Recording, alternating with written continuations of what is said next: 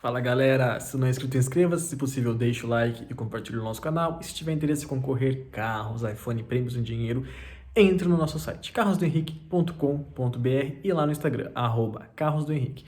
No momento, uma ação aberta, pessoal, nossa sexta ação, onde por apenas R$ 13 você concorre a um Gol quadrado no marrom exclusivíssimo, interior monocromático, roda BBS 17, carro muito lindo. E esse tem frete grátis para todo o Brasil. Participe! Bom, pessoal, já faz alguns dias que eu não posto vídeo, acho que nesse tempo todo de canal aí, e um ano que eu posto vídeos mais diretos, acho que foi a primeira vez que eu fico aí 2 semanas sem postar, mas é devido à correria do dia a dia, muita coisa para resolver, mas aos poucos vamos voltando. Bom, galera, hoje eu quero falar sobre Cadete. Recentemente foi feito um vídeo aqui no canal falando sobre a história do Cadete em geral, mas aqui nesse vídeo eu quero falar sobre o Cadete GS e o GSI. Bom, pessoal, a versão GS, ela surgiu junto do lançamento do Cadete aqui no Brasil, em 89. Existiam as versões SL, que era uma versão mais de entrada, SLE, que era a versão top de linha, e a GS, que era a versão esportiva. Ele era considerado o carro com melhor coeficiente aerodinâmico do porte dele, cerca aí de 0,30, o que é um número aí muito bom para carros anteriores dos anos 2000, tá? Para um carro dos anos 80 praticamente, era um número muito bom. Uma coisa legal, mas que hoje em dia vai ser bem difícil achar um que funcione, era um sistema pneumático com bolsas na suspensão traseira do GS. Quando você carregava o carro, ele automaticamente nivelava a altura. Por exemplo, a traseira ficava baixa quando você carregava e aí automaticamente ele ia nivelando a altura. Hoje, né, obviamente, é uma peça aí que vai ser difícil achar um que esteja funcionando corretamente. Inicialmente também no GS, o pessoal comentava muito das relações de marchas curtas. Obviamente, um carro esportivo tem que ter a relação curta, mas no GS era em demasia. Então, em viagens, por exemplo, a quinta marcha, a rotação ficava muito alta, aumentando muito o consumo e o ruído interno. Um ano depois do lançamento, ele já teve aprimoramentos no câmbio, né, devido às reclamações que se tinha, e também a opção do motor a gasolina, pois até então o GS era somente a álcool e, como a maioria de vocês devem saber, o álcool é um combustível que normalmente os carros equipados a álcool vão beber mais do que os veículos do mesmo modelo equipados a gasolina. Mas o GS, né, pessoal, era um carro carburado. Em 89, no lançamento do Cadete, já existia o Gol GTI com motor injetado. Então, em 91 para 92, foi apresentado o Cadete GSI, com uma injeção multiponto analógica, uma injeção de 4 bicos injetores que rendia 121 cavalos e cerca de 17,6 kgfm de torque, um número aí muito bom para a época. Mais para frente a gente vai falar um pouco sobre essa injeção. Pouco tempo depois do lançamento, ele já ganhou um opcional aí muito legal, que era o freio ABS. Um carro do ano aí 92 com freio ABS era um tanto quanto inusitado, né, pessoal? Um carro do Brasil com freio ABS era bem legal, bem exclusivo. O GSI fechado já era muito legal, mas também existia a versão conversível, com uma carroceria feita pelo estúdio Bertone na Itália. E se o GSI fechado apenas com teto solar já era um carro muito caro, imagina o quanto era caro ter um Cadete conversível na época. E na época, inclusive, existiam muitos problemas com a capota, em relação à capota. Afinal, né, pessoal, é uma tecnologia muito antiquada, né? Na época era novidade, mas se comparar ao que é hoje, é uma coisa muito antiquada, muito arcaica. Era uma carroceria e uma capota feita praticamente de forma artesanal, porque o Cadete GSI fechado, apesar do carro parecer a mesma coisa que o conversível, não é, pessoal. A carroceria ali do banco do motorista, ali do banco da parte do motorista e caroneiro ali para trás é outra coisa, tá? É outra carroceria.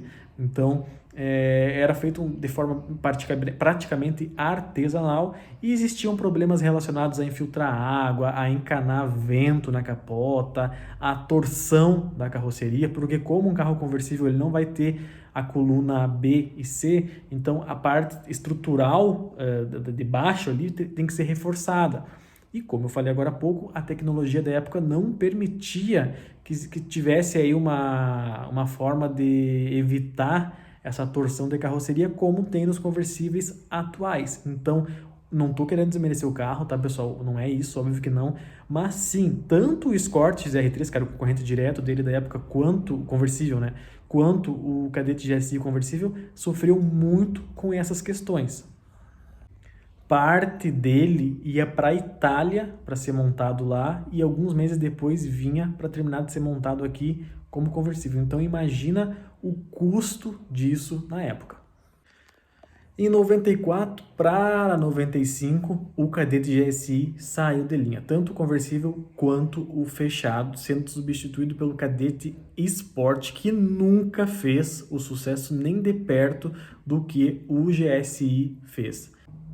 Bom, galera, como o carro, além do valor histórico que tem, o Cadete em si, e principalmente as versões GS e GSI, o carro é muito legal, tá? É um carro que, pô, era super equipado, tinha um bom desempenho, principalmente nos GSI, mas, como todo carro, também tem os seus contras.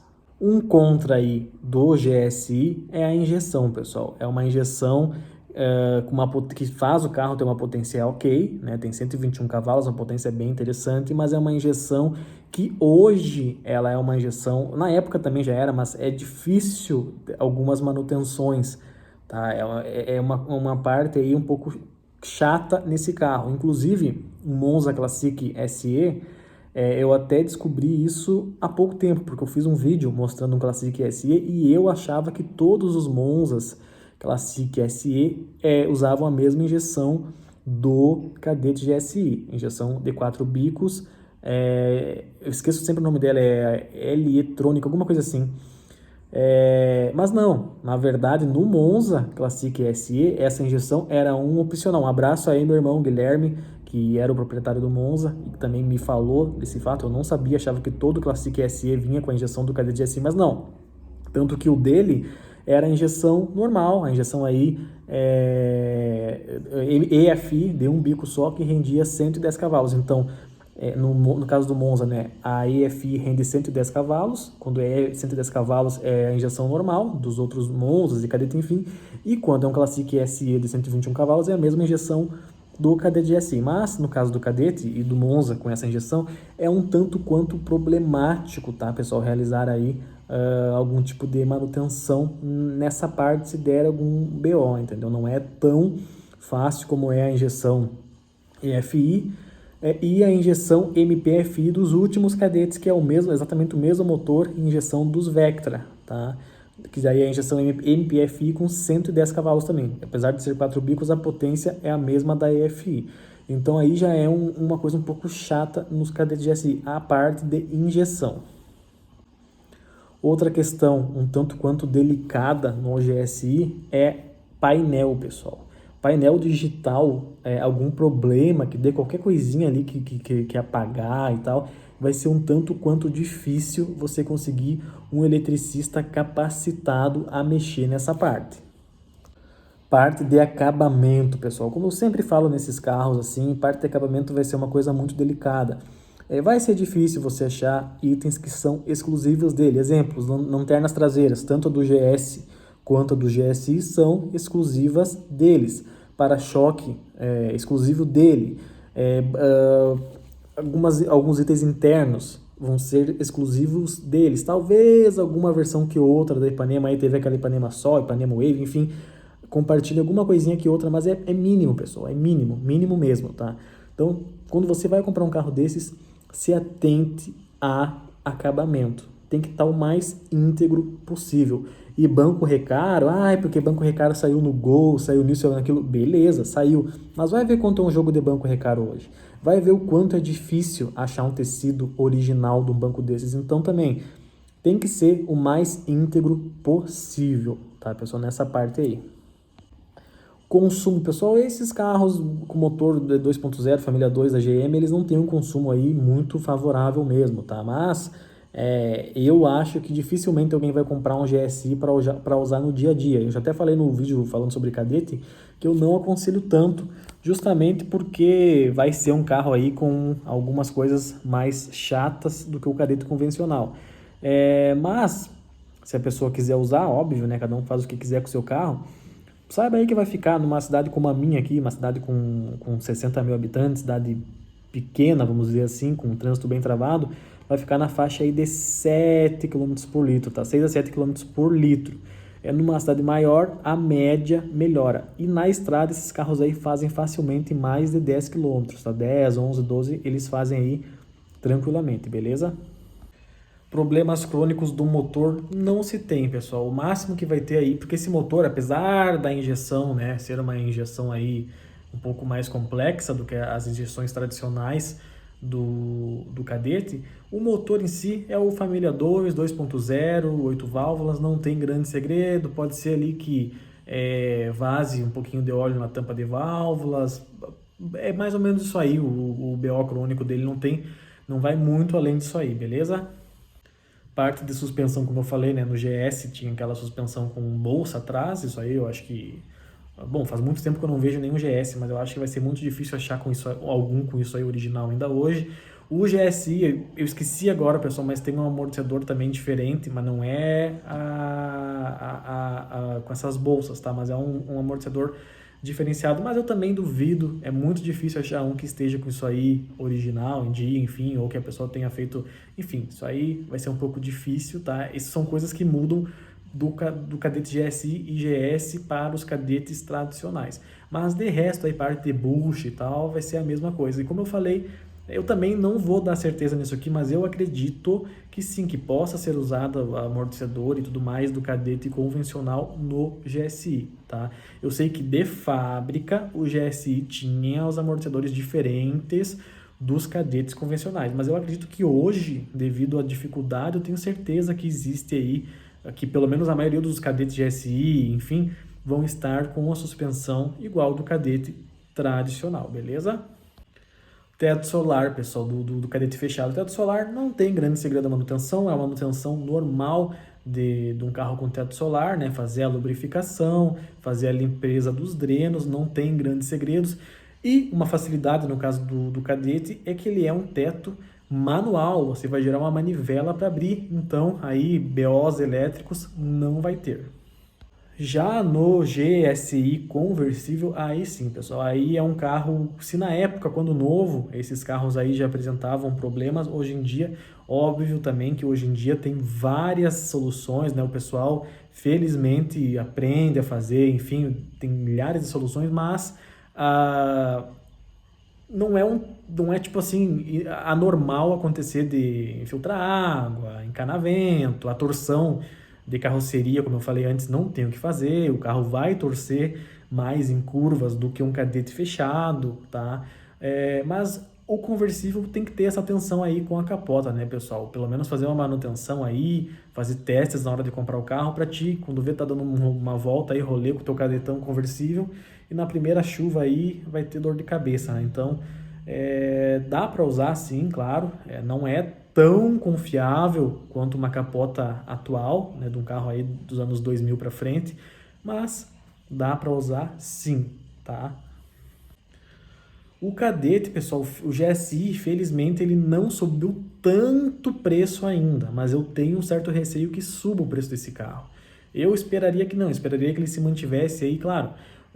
O preço desses carros ao natural vai subir, né? Mas eu espero que ele consiga ir mantendo um valor aí que seja um pouco acessível ainda, porque se for seguir o valor que estão pedindo em Uno Turbo, por exemplo, 1.4 Turbo, Gol GTI e tal, vai ficar difícil, pessoal. Vai ficar difícil. Eu, por exemplo, não vou ter condição de ter um carro desses, porque, cara, pagar 100 mil num carro desses fica difícil, né, pessoal? 80, 100 mil reais fica difícil.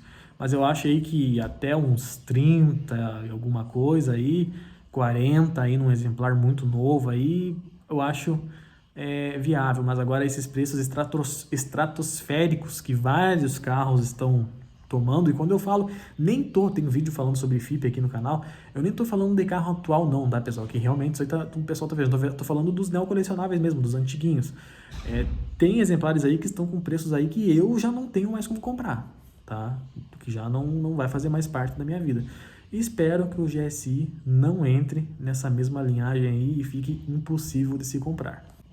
Parte elétrica, pessoal. Como eu falei, né? Teve opcional de ABS, teve opcional de computador de bordo, teve aí vários opcionais, coisas que a parte elétrica do carro, ela é uma coisa que envelhece muito pior do que a parte mecânica, normalmente, porque é muito mais fácil dar um problema num módulo do que no motor. Então, assim, cara, não é difícil deixar um carro desse sem estar funcionando alguma coisa que outra, tá? Obviamente, tente comprar sempre o que vai estar funcionando tudo certinho, tudo uniforme. Mas não é raro dar algum problema, ainda mais que a eletrônica embarcada, óbvio que menos do que o importado, da mesma época, mas tem uma eletrônica bem mais complexa do que um Cadete SL, por exemplo, da época, tá? Então, aquilo que eu falo também para outros carros, tente comprar o carro aí mais original possível, que tu vê que não tenha alterações de farol, muitas alterações de som pesado, isso e aquilo. Tenta ir no mais, o chicote aí mais íntegro possível para evitar problemas. É isso aí, pessoal. O carro é apaixonante. Eu sou louco para ter um carro desses. Espero que eu consiga ter ainda, porque o carro é lindo, muito bom. Eu indico muito a compra. Não indico tanto pro dia a dia, porque é um carro que, cara, qualquer batidinha que tu der aí, quebrar um farol, destruir um capô, enfim, vai ser mais difícil, porque tem peças aí exclusivas dele, né? Mas é um carro que se comporta super bem, não vai dever muita coisa para um carro atual, um carro confortável, um carro que tem um desempenho bem legal, um carro que, claro, que se a pessoa não der bola para carros e tal, vai achar feio, mas para quem é saudosista e para quem entende o mínimo, vai achar o carro legal, vai respeitar a história que ele tem. O carro é muito bom, marcou época e sim, vale a pena ter ainda hoje em dia. Valeu, pessoal, obrigado por ter assistido o vídeo, tamo junto.